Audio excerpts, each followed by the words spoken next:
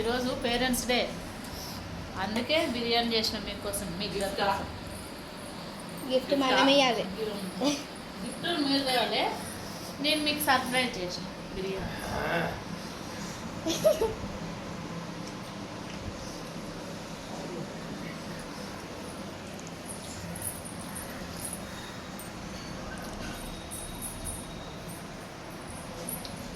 తినిపించిన బిర్యానీ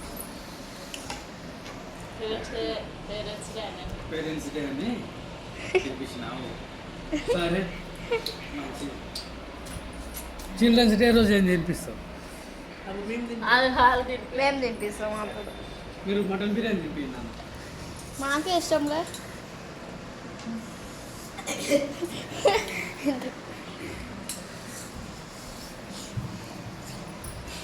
కారం అవుతుందా?